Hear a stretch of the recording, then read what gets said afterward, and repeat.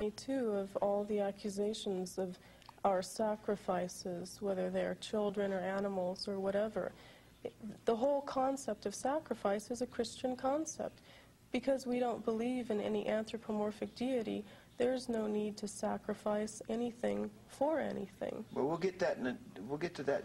I'd like to come back to that in a moment if I can, please. And if I forget, you please bring it up, all right? I want to get through these statements here. Number 6, Satan represents responsibility to the responsible instead of concern for psychic vampires. Zena? A psychic vampire is someone who drains you of your vital energy, someone who is constantly looking to you for their support and for their energy.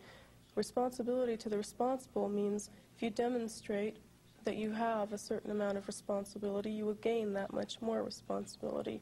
Your actions are rewarded by what you achieve or what you acquire, rather than being siphoned off to someone who hasn't deserved them. You know, Zena, before there was any Nobel Prize for Mother Teresa, and really before most anyone knew who she was, I visited her home for the destitute and dying in Calcutta, and I saw the poor people laying there in the throes of death. I saw her comforting them, touching them, giving them what food and water they needed. Those, by your definition, were psychic vampires because they could give nothing back. And you don't think Mother Teresa had some ulterior motive? No. That she wanted these people to... I really don't. You don't think she wanted them to see her point of view? No. As a matter of fact, no, these don't people think could she not. did, actually. I don't think. As a matter of fact, because most missions or missionaries want to convert people. They want people to see save souls. Isn't that what Christianity is designed to do? That's a presumption I think that you people have made, but well, I think it goes deeper than that. I think you've made that presumption, but I think I've visited more mission compounds. Let me finish. Okay. I think I've visited more mission compounds around this world than you have. And I remember being in a Bangladesh refugee camp some years ago during that time of bloody war. And I saw a Salvation Army officer standing by the bedside of a woman who had walked 100 miles just to get there to escape the fighting, and she was dying. He could not speak her language. She had moments to live. And I said to him, "You cannot convert her. You know that, don't you?" He said, "Yes, I know that." I said, "Why are you doing it?" He said, "Because I feel it is necessary to offer her a few moments of tenderness and comfort in the last minutes of her life." He had nothing to gain by it. Well, now she was a psychic vampire by your definition. Okay. Underneath the whole Christian theology and the whole organized structure of Christian dogma is what I feel is a masochistic, almost love and wallowing in despair and death. Christians love nothing more than to see suffering so they can go and whine and moan over it and help people and feel how good they are that they're helping people. It's a very morbid religion. Believe that? You worship a God who's nailed and bleeding to a cross. Everything in the Bible drips with morbidity and death. Flesh and drink his blood. And yet you accuse us of being morbid. If you want to be around dying and sick people all the time, then you have every right to, but we are not obliged to help these people. And shouldn't that be a choice? Shouldn't that be I thought this was a free country. Shouldn't that be a personal choice from one individual to the next? Certainly there are going to be people who derive pleasure from doing that. And who are you to say that there are going to be people who don't want to do that? Who are you to say that that's wrong? Maybe it is a greater evil, when all is said and done, to keep millions of people alive who are not ever going to be productive, who are going to drain all of our resources and create a stagnant world. But to comfort them in the hours of their death, to offer an act of human kindness. Well, that's why there's people like you. You don't want us there. You want us to be like that as well? You go hug them. I don't want to. Well, if I were that dying person and you were standing over my body, yes, I would want you to be like that. If you were dying... Just by being a human being, you don't deserve my love and respect. Pain? Of course. And to those I love that suffer pain, I will comfort those who I like, those who I favor. I'm not everybody's friend. Well, I'm sure you, Zena, heard the story from the Bible of the Good Samaritan. Are you familiar with that story? Right. Do you know what it's about?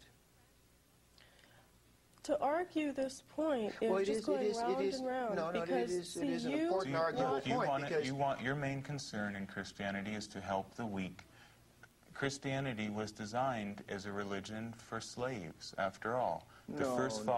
Historically, if there is any truth to it, the first followers of Christianity were slaves in Judea. Now, is that not true? No, that is not true. Who were the first followers of Christianity? In fact, the first followers of Jesus Christ were not only common working people, but some of the most eminent intellectuals of the day, such as Saul of Tarsus, who was... Well, Saul of Tarsus is the person who recreated the Christian religion in his own vision and rewrote the scriptures in the first place. Well, he caught on to a good thing. I'm sorry, but that's hardly historically accurate. Well, I want that's really interesting, because one Christian will tell us one thing, and another will tell us Christianity is fine. What did they tell you? Christianity is fine for people who have this great love for weaklings. Well, we don't have it, so why must we be forced to be a part of your love for all mankind? Well, you certainly must not be forced. Nobody would force you to do anything.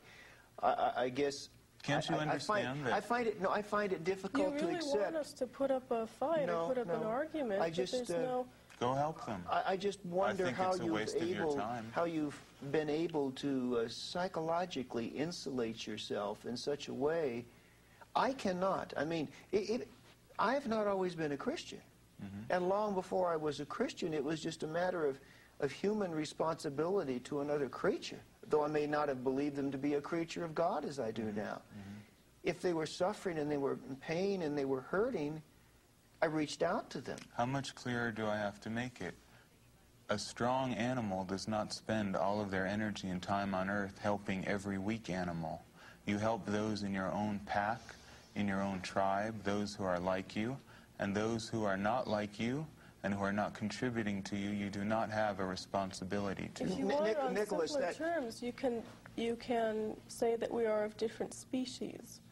Let's get to an issue that Zena raised a little earlier, and it's one that I know is a very sensitive one to you, and that is the issue of the allegations of human sacrifice. Now, it's not that sensitive. I will first of all go on record as being very clear in stating that my understanding the Church of Satan official ideology, the party line, is that we do not condone, we do not permit, we do not practice or encourage human sacrifice. Correct. Okay. What of those people who do read the Satanic Bible, who do hear your Father's teachings, and then practice animal and or human sacrifice in His name? Satanists. Just because you read a book doesn't make you that thing. How many people have read the Holy Bible, misinterpreted it, and acted on it? Do you know what John Wayne Gacy said to all of his victims He read the before they died? 23rd Psalm. Should we now say that John Wayne Gacy is a Christian murderer? It's a foolish, sweeping generalization. Okay. Anyone can read a book. Mark David Chapman, who killed John Lennon, read Catcher in the Rye. Should we ban Catcher in the Rye? Leopold and Loeb wrote Nietzsche. Let's ban Nietzsche. Where do you stop? I think there is a serious issue in terms of artistic freedom of expression that you've raised. I also think one has to determine whether or not inherent in the language expressed, the deeds that result from it are philosophically consistent with it. There are far more violent things written than the Satanic Bible. So you can't tell me that that was written in such a way to promote violence.